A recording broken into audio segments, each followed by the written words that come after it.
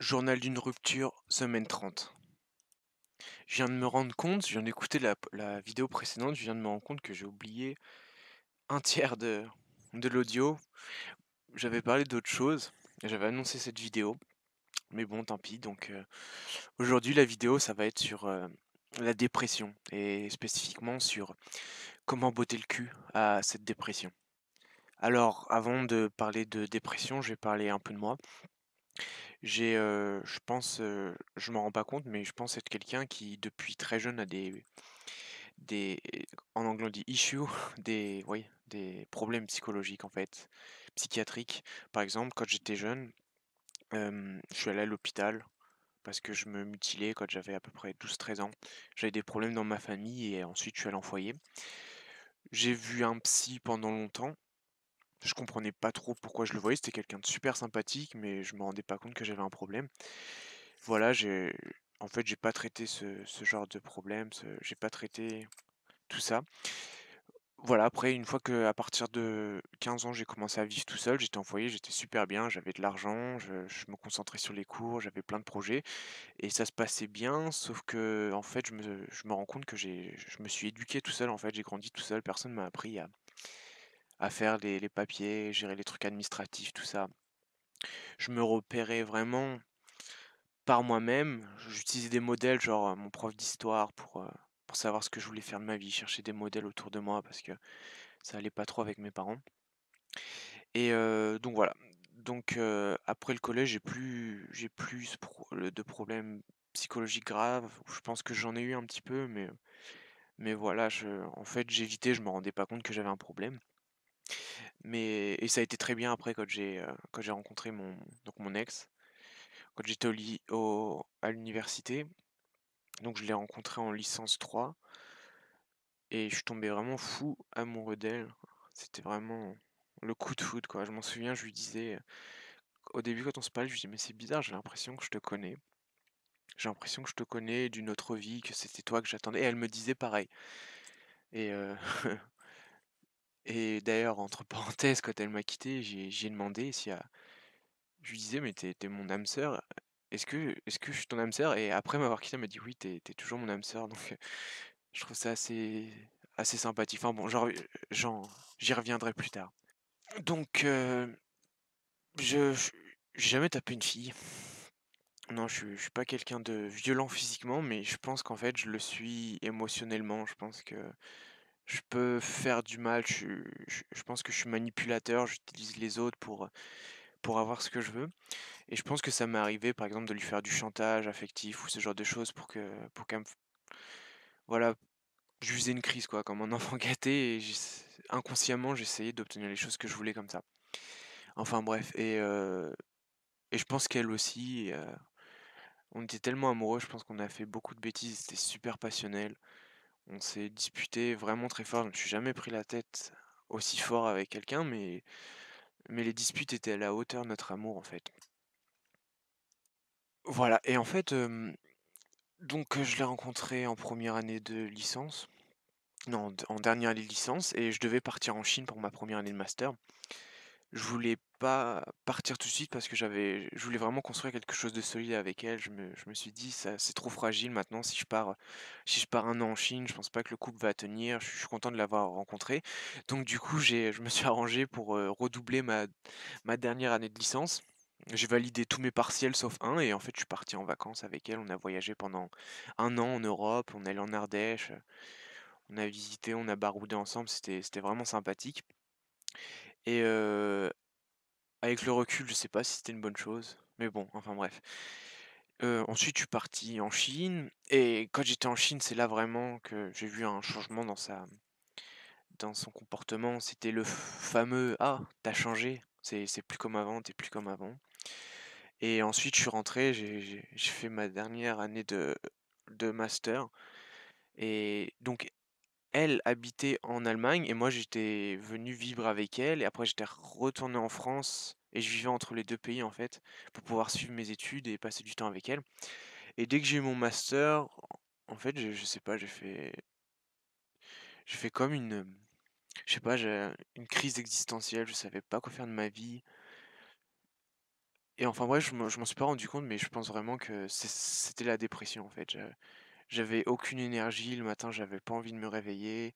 Le seul truc qui le seul truc que j'aimais, c'était c'est trop pathétique, mais c'était jouer aux jeux vidéo parce que c'est tellement facile dans les jeux vidéo de contrôler sa vie, il suffit d'y mettre un petit peu d'effort. On sait que le jeu peut être dur, mais le jeu est juste et on sait que alors que la vie n'est pas juste et on sait que si on s'y met vraiment, on peut très facilement être récompensé. Donc je pense c'est un petit peu le même mécanisme avec, les jeux d'argent. Heu, je pense que je suis rentré là-dedans, j'ai mis le doigt là-dedans et je joue aux jeux vidéo, je faisais pas beaucoup de choses productives, je savais pas quoi faire de ma vie et je pense que c'est ça qui l'a saoulé. J'ai des problèmes avec ma famille. En général, on dit qu'on est la moyenne des 4 personnes qu'on côtoie le plus et j'ai vraiment certaines personnes toxiques dans ma famille. Enfin bref, et elle, c'était juste ma porte de sortie. C'était vraiment mon rayon de soleil dans cette vie et je misais tout sur elle et j'étais vraiment bien avec elle. Sauf que je faisais pas grand-chose. C'est ça le problème. Donc je sais que c'est pas une excuse, la dépression, mais maintenant je comprends que j'avais un problème avec ça. Donc voilà, je pense que tout simplement, elle me voyait plus comme un homme parce que, j'avais un petit peu d'argent de côté, mais voilà, c'était vraiment difficile de trouver du boulot et tout ça, c'était dans ma tête, en fait. J'ai compris après coup que c'était que des hormones dans ma tête, des hormones qui me faisaient me sentir mal. Donc voilà, elle m'a quitté, donc en janvier, donc ça fait 7 mois, ça fait plus de 6 mois, donc on est la semaine 30 maintenant, tada! Et donc elle m'a quitté et là ça a vraiment été la descente aux enfers. C'est l'impression que le sol s'effondre sous nos pieds et que tout s'effondre. C'était le dernier truc qui allait à peu près bien dans ma vie. Et c'est pour ça en fait que j'ai fait cette chaîne et que je fais des vidéos principalement, c'est pour parler de la dépression et de la santé mentale. Quand on se sent mal, quand ce genre de truc arrive, il y a beaucoup de gens qui sont fragiles, qui ont des problèmes psychologiques ou tout simplement qui traverse un mauvais moment et c'est exactement ce qui m'est arrivé. Quand elle m'a quitté, j'ai tout de suite, enfin c'est pathétique, mais je me suis mis à chialer. On était au restaurant et je suis parti et j'avais qu'une seule envie. J'adore la randonnée. C'était partir en forêt, quoi. Juste, et c'était la nuit et je voulais juste rester dans les bois la nuit tout seul, juste pour penser à ma vie. Et ouais, enfin bref. Là, ça a été la descente aux enfers et j'ai vraiment touché le fond. Mais j'avais des petits sursauts, je me disais: «Mais bon, allez, c'est bon». En fait, j'y croyais pas. Elle me l'a dit, mais j'avais compris qu'elle voulait me quitter, mais j'arrivais pas à accepter, à concevoir qu'elle ne m'aime plus, alors que moi je l'aimais tellement. Et donc voilà, je me suis rendu compte, j'ai commencé à lire beaucoup de choses et c'est vraiment ça qui m'a aidé, sur la psychologie, la psychiatrie, la biologie, ce genre de choses. Et c'est vraiment là que je me suis rendu compte en fait que l'amour agit sur le cerveau comme une drogue, comme la cocaïne. Il y a des études qui ont été faites et qui montrent que, en fait, quand on se fait quitter, c'est comme quand on est addict à de la cocaïne et on est en manque, on se sent super mal et votre cerveau sécrète des hormones de stress, de mal-être et vous vous sentez super mal. Et tout de suite, vous voulez juste échapper à cette douleur. Et la seule chose qui vient à l'esprit pour échapper à cette douleur, bah, c'est tout simplement la mort et le repos. Parce que c'est vraiment une douleur insupportable. C'est pas une douleur physique, même si c'est presque physique, j'arrivais presque à la sentir physiquement. Mais cette douleur est vraiment insupportable, quoi. Et je m'en souviens que je rêvais d'elle, enfin, toutes les nuits, et même dans mes rêves, je faisais des cauchemars. C'était vraiment terrible. Je la voyais quelquefois, elle revenait à la maison. Elle a trouvé son mec 3 jours après. Ouais, il y a des gens qui me disent qu'elle l'avait déjà, qu'elle le connaissait déjà avant. Et honnêtement, j'espère qu'elle le connaissait déjà avant et qu'elle m'a quitté pour lui parce que ça serait encore pire si elle m'avait quitté et qu'elle avait trouvé, le premier mec venu sur internet, quoi. Enfin bref, je pense que je peux m'en vouloir qu'à moi-même, c'est juste que j'étais pas au niveau. Mais ouais, j'ai vraiment touché le fond. J'ai vraiment touché le fond et c'était vraiment pathétique. Je vous ai dit, il y a des moments, je me sentais un peu mieux et je me disais: «Bon allez, on se sort les doigts du» vous voyez? Et on se reprend en main. C'est là que j'ai commencé le sport. À partir de ce jour-là, je me suis mis à faire du sport tous les jours. Je me suis mis à courir 5 kilomètres. 5 kilomètres tous les jours. Je m'en souviens, il neigeait, je courais en short sous la neige et j'étais en surpoids, j'étais vraiment super heureux avec elle, on mangeait vraiment bien. Je pense que j'étais monté jusqu'à 89 kilos, 90 kilos pour 1,78 m, donc oui, j'étais vraiment en surpoids. Et j'ai perdu 16 kilos en 6 semaines. Donc oui, au début, je mangeais plus parce que j'avais plus aucun appétit. Vraiment, j'avais pas d'appétit et j'ai fait que du sport, j'ai fait que du sport et ça m'a aidé. Le fait de faire du sport, de sécréter de la dopamine, de la testostérone, je me sentais mieux. Je lisais beaucoup d'articles sur le développement personnel, me tenir droit. J'essayais de l'impressionner en fait. J'essayais d'être un homme parce que la chose qu'il faut que vous compreniez, c'est que la pitié, ça n'attire personne. C'est un sentiment mauvais. Vous pouvez pas refaire revenir quelqu'un en lui faisant pitié. Alors, comme je l'ai dit dans la première vidéo, il est évident que si vous voulez récupérer cette personne, il faut augmenter votre valeur et vraiment. Et vous allez voir ça. J'en suis certain, elle va vous voir d'un œil nouveau, elle vous verra comme quelqu'un de fort. Parce que la faiblesse, ça attire personne. Mais on peut être faible. Je pense que. Donc ça fait 30 semaines maintenant. Et avec le recul, je tiens à vous dire que je me sens super bien maintenant. Que je regrette absolument pas ce qui m'est arrivé et que ça fait vraiment de moi quelqu'un de plus fort. Je, j'ai vraiment touché le fond après, je sais plus, ouais, 15 semaines, 10 semaines, je sais pas. Au début, j'avais encore de l'espoir, j'arrivais pas. Pour moi, c'était pas vrai. C'était pas vrai qu'elle m'aimait plus. Et même encore aujourd'hui, je pense qu'elle m'aime toujours. C'est ce qu'on appelle le déni ou la dissonance cognitive, mais bon. Mais en fait, c'est pas important. L'important, c'est le rapport qu'on a à soi-même. Et moi, j'ai vraiment fait de la merde, quoi. J'étais vraiment en manque et je l'appelais, je la suppliais en pleurs de, de venir et je me sentais tellement mal et tellement coupable en fait que j'ai repris les, les séances d'automutilation en fait quand j'étais comme ça. Donc je m'ouvrais les bras.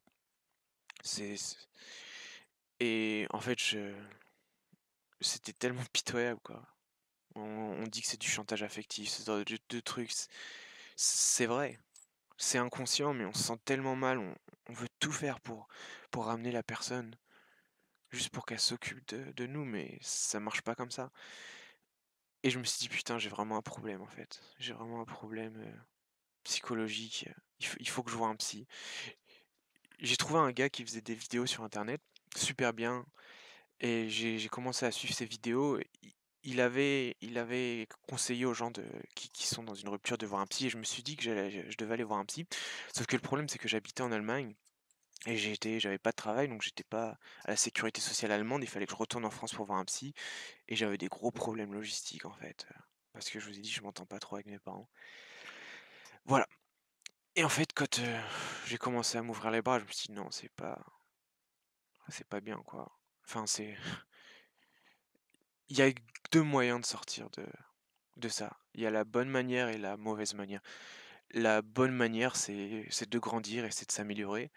Et la mauvaise manière, tout simplement, c'est d'abandonner, d'en finir, tout simplement. Et pour moi, c'était vraiment limpide. Pour moi, il y avait vraiment que ces deux manières-là de sortir de cette situation. Et d'en finir, c'est vraiment la chose la plus attirante, en fait, parce que ça fait tellement mal. Mais j'ai vécu tellement de choses dans ma vie, de crasses, des mauvais trucs et en fait, je me suis rendu compte que c'est ça qui a attiré ma copine, c'était ma capacité à me débrouiller, cette force de caractère et que c'était ça qui l'avait attirée et je suis sûr que c'est ça qui peut l'attirer encore et ou attirer quelqu'un d'autre, je sais pas. Mais c'est pas important. En fait, c'est le rapport que j'ai avec moi-même qui a changé. En fait, j'ai lâché prise, quoi. Je me suis dit: «Bah, voilà, maintenant je vais toucher le fond». Quand j'étais petit, j'étais allé à l'hôpital parce que je m'ouvrais les bras, c'était avant que j'aie 16 ans. C'est d'ailleurs là que je me suis fait repérer par les services sociaux et on m'avait menacé d'aller à l'HP et ça me faisait peur, en fait, quand j'étais petit, l'HP. Vous savez, c'est un truc bizarre, quoi et là, donc j'étais en Allemagne et je me suis dit: «Bon, bah, allez, on y va» et j'ai appelé les urgences et je leur ai dit: «Écoutez, je me sens pas bien, est-ce que je peux voir un psy, s'il vous plaît?»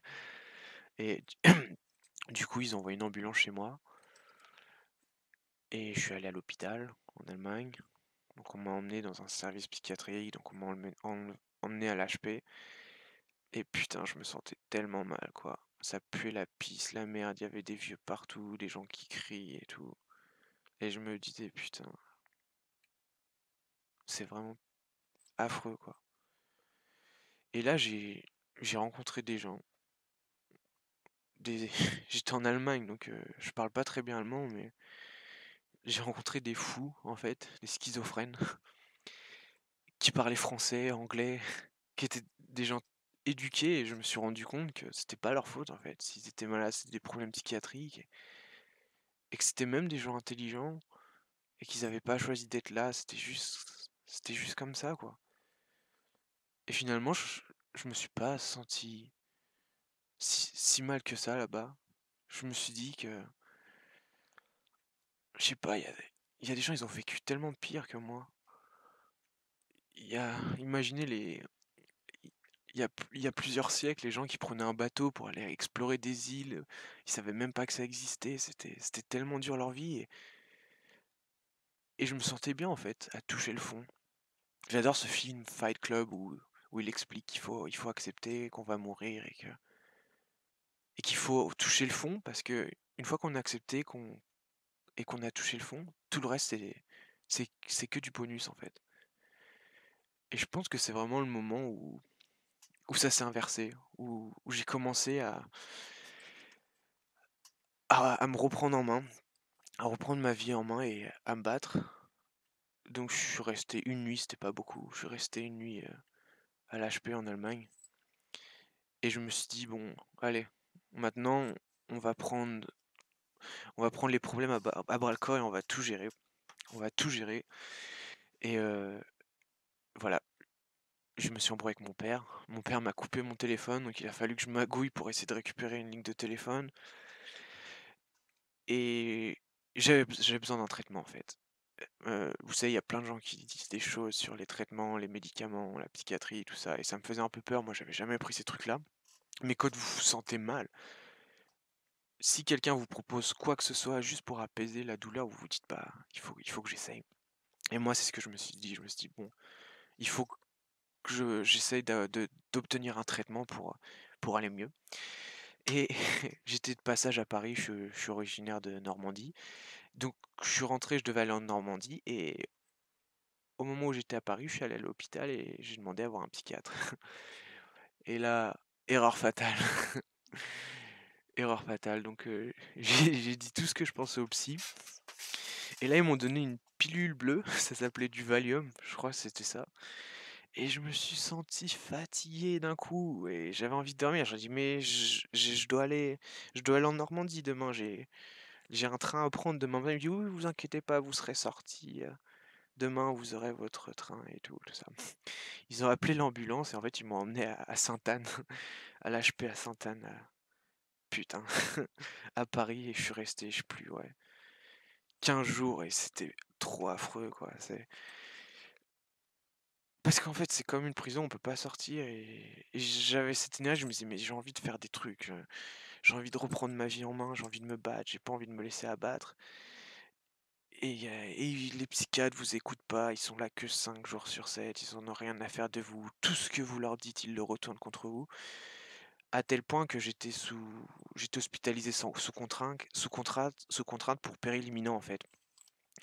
Et donc du coup, je suis passé devant le juge. Je pense avoir une intelligence légèrement au-dessus de la moyenne. Et en fait, je me suis dit: «Il faut que je me sorte d'ici». Les psychiatres voulaient pas me laisser sortir. Ils me disaient: «Oui, vous sortirez bientôt, vous sortirez bientôt». Un peu plus tard, j'ai demandé à un psychiatre: «Ça veut dire quoi bientôt pour vous?» Il me disait: «Oui, 3 semaines, un mois». J'ai fait: «Non, ça c'est pas bientôt pour moi». Et je suis passé devant le juge et j'ai sorti le grand jeu. Je me suis bien tenu, j'ai parlé d'une manière très bien, j'ai et le juge a ordonné qu'on me fasse sortir. L'hôpital a fait appel, ça a pris une semaine de plus, je suis allé au tribunal de Paris. Super expérience. Et je suis passé devant le juge, il y avait le procureur, il y avait plein de monde, il y avait l'avocat, tout ça. Il a fallu que je parle devant tout le monde et que je dise que je défende mon point de vue et que je demande à sortir. Et en fait, je suis sorti le lendemain. Voilà. Donc, je vais pas donner plus de détails. Où je suis actuellement, tout ça, c'est pas facile, facile. Je me suis arrangé, je suis sorti, j'ai fait quelques magouilles pour pouvoir m'en sortir. Et je suis retourné voir un psy. Cette fois, j'ai fait attention à ce que je disais. Et j'ai commencé un traitement, du Prozac. Voilà, j'ai commencé un traitement, j'ai commencé à prendre du Prozac. Et ma sœur a acheté une maison, elle avait besoin de moi pour travailler. Et le psychiatre m'a dit: «Oui, fais gaffe, le Prozac, peut-être ça va accentuer tes crises d'angoisse, tout ça». Et oui, c'est vrai, des fois, j'en prenais, je badais, je badais. Il m'a dit: «Oui, ça me met 2 semaines à faire effet». Je l'ai pris tous les jours. J'ai pris le Prozac tous les jours pendant 2 semaines et je me sentais toujours mal. Et au bout de 3 semaines, j'ai commencé à me sentir mieux, vraiment, quoi. Et, et voilà, et je me sens vraiment mieux. J'ai trouvé d'autres techniques aussi pour être productif, pour travailler plus. Je ferai des vidéos plus précises sur ça parce que je pense vraiment que ça peut aider les personnes qui sont comme moi, qui traversent un épisode dépressif. Et, et en fait, maintenant, ça fait 30 semaines et je me sens super bien. Ouais. Je me sens complètement détaché de plein de choses. Je pensais être quelqu'un de nouveau, je me suis mis à la lecture. Par exemple, je lis. Là, j'ai lu 2 livres récemment. C'était Homo Deus et Sapiens, des super bouquins sur l'histoire de l'humanité. Je regarde beaucoup de choses sur l'étude du comportement des êtres humains. Et j'ai vraiment l'impression d'avoir repris la maîtrise de ma vie. Mais c'est super ironique parce qu'en fait, c'est au moment où je m'en foutais de tout que les choses bien me sont arrivées. C'est au moment où j'ai lâché prise, au moment où je me suis dit: «Bah, voilà, maintenant j'en ai plus rien à faire». Et c'est à ce moment-là que les choses bien commencent à arriver. Je vous ai parlé de mes rêves, dans la dernière vidéo, la semaine dernière. Il y a une partie qui a été coupée. L'autre jour, j'ai rêvé que je signais un contrat de travail, en fait. Voilà. Et un peu comme une bouteille à la mer, c'est pour ça que j'ai fait cette vidéo la dernière fois, parce que je voulais je voulais mettre ça sur internet. Je sais pas du tout s'il va se passer quelque chose, mais voilà. J'ai rêvé que je signais un contrat de travail et le jour même, j'ai postulé à 5 offres d'emploi à l'international. Donc ma spécialité, c'est le chinois, le commerce, avec l'Asie-Pacifique et l'ASEAN et le chinois. Et le jour même où j'ai postulé, où j'ai fait ce rêve, j'ai reçu une réponse d'une entreprise qui était intéressée par ma candidature. Et j'ai passé 2 entretiens d'embauche, là, tout de suite, enfin pas tout de suite, mais j'ai passé 2 entretiens d'embauche. Le premier s'est très très bien passé, le deuxième, je dirais assez bien. Et je suis assez confiant, je pense que je vais passer le troisième entretien, ça va être avec le manager Asie. Et enfin bref, je sais pas du tout si je vais avoir le boulot, mais j'ai rêvé spécifiquement que je signais un contrat de travail, donc je vous tiendrai au courant, mais c'est le boulot de mes rêves, quoi. C'est vraiment le travail de mes rêves, et c'est au moment où j'en avais plus rien à faire de ma vie que des choses bien m'arrivent. J'aime j'aime beaucoup, je sais pas si vous connaissez Diogène, le cynique. Je suis quelqu'un de très cynique et ironique à chaque fois. Depuis que je suis jeune, je m'intéresse à la politique, à l'histoire et aux injustices du monde. Et plus je m'y intéresse, plus ça me dégoûte et plus je deviens cynique. Et maintenant, en fait, je m'en fiche de tout, quoi. Jusqu'au point où je suis toujours amoureux de mon ex, mais je me suis détaché et je souhaite juste qu'elle soit heureuse, même si c'est avec quelqu'un d'autre. Je me suis surpris l'autre jour, j'allais en ville et je me suis surpris à regarder dans mon portefeuille et j'ai toujours 3 photos d'identité d'elle. Et je sentais que mon cerveau sécrétait de l'oxytocine, de la dopamine, vous savez, l'hormone du plaisir, l'hormone de l'amour. Quand je regardais sa photo et en fait ça me suffit maintenant. Ça me suffit simplement de vivre avec ces choses très simples. Je sais pas si je vais avoir le boulot. Je J'arrive à mettre de l'argent de côté et je me dis que ça va aller, que tout va aller maintenant. Je me sens je me sens bien. Je suis toujours amoureux d'elle, mais vous savez quoi? Je suis certain que qu'elle me recontactera et c'est ça qui rendait la chose assez difficile avant. C'est parce que j'étais certain qu'on était faits l'un pour l'autre et je me disais: «Mais pourquoi tu me quittes si on est faits l'un pour l'autre?» Et j'étais certain qu'elle reviendrait parce que je vous ai dit, les ex reviennent toujours et je me disais: «Mais pourquoi tu me quittes maintenant? Je suis sûr que tu vas revenir» et en fait, maintenant, je suis toujours sûr qu'elle va revenir. Enfin, elle va pas me supplier, me demander pardon, des choses comme ça. C'est juste un moment, elle va m'envoyer un message, elle va me dire: «Hé, comment va le chat?» Mais bon, vous savez très bien qu'il y a pas que le chat qui l'intéresse et sauf que maintenant j'ai pas envie qu'elle revienne et je sais qu'elle va revenir. Alors, si vous êtes dans la même situation que moi, si vous êtes sûr que la personne qui vous a quitté, c'est votre âme sœur, alors lui courez pas après. Parce que si c'est votre âme sœur, elle reviendra obligatoirement, tout simplement. Et si c'est pas votre âme sœur, eh bah tant mieux. Il ou elle ne reviendra pas et vous perdrez pas votre temps avec cette personne. C'est gagnant-gagnant. C'est voilà, j'espère que ça va aider certaines personnes qui se sentent mal actuellement, des des ruptures.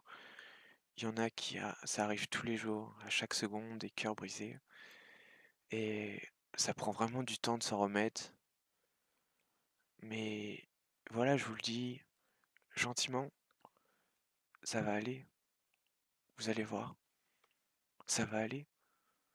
Mais il faut que vous compreniez ce qui vous arrive et il faut vraiment que vous fassiez de vous une meilleure personne. Et je vous promets que si cette personne revient, elle verra la différence et elle regrettera amèrement son choix. Parce que ça lui arrive déjà, vous savez, ça lui arrive déjà de penser à vous le soir quand elle n'arrive pas à dormir, quand elle va à un endroit où vous étiez ensemble. Elle pense déjà à vous et elle se demande qu'est-ce que vous faites. Il faut juste que vous ne contactiez plus cette personne et que vous fassiez du temps votre allié. Et j'en suis sûr, je vous promets, si elle a eu des sentiments pour vous, si elle a aimé passionnément, cette personne reviendra, voudra savoir ce que vous deveniez. La haine, ça peut pas toujours se garder au fond de soi. Elle vous a quitté parce qu'elle vous en voulait, elle voulait que vous soyez quelqu'un d'autre ou que vous fassiez plus quelque chose. Et là, maintenant, vous êtes tout seul. Et vous savez quoi? Tout est possible. Peut-être qu'elle reviendra, peut-être qu'elle reviendra pas. Et c'est ça qui est joli. C'est ça qui est magnifique. Le fait qu'absolument tout soit possible maintenant. Alors, dites-vous simplement que cette personne va revenir et que le jour où elle reviendra, vous devez être parfait. Vous devez être la meilleure version de vous-même. Et comme ça, vous vous direz, ah, j'ai besoin encore de temps pour travailler. J'ai besoin encore de temps pour m'améliorer. J'espère qu'elle va pas venir tout de suite. parce que je veux être la meilleure version de moi-même au moment où elle reviendra pour l'impressionner, pour lui montrer à quel point je suis fort et je vous promets qu'elle va tomber raide dingue amoureux de vous quand elle verra que vous vous êtes relevé. Parce que je vous ai dit, on n'est pas attiré par la faiblesse, on est attiré par la force. On cherche quelqu'un de stable, d'émotionnellement solide, une montagne. Et ce qui tue pas, ça rend plus fort. Alors, peut-être que vous souffrez maintenant, mais je vous promets, cette souffrance a fait de vous, elle va faire de vous une meilleure personne. Tout simplement. Voilà. C'est tout pour ce soir. Je sais pas encore, je vais parler de quoi la prochaine fois. Je vais réfléchir. Mais ça va aller. Ça va aller. Je vais faire d'autres vidéos sur des outils qui m'ont beaucoup aidé pour gérer ma vie, par exemple, j'ai un trouble de l'attention, un trouble du déficit de l'attention. Et je vais vous faire des vidéos pour vous aider à devenir la meilleure version de vous-même. Et surtout, je sais que ça peut faire mal, mais soyez patient, je vous promets que ça va aller. Allez, bonne soirée.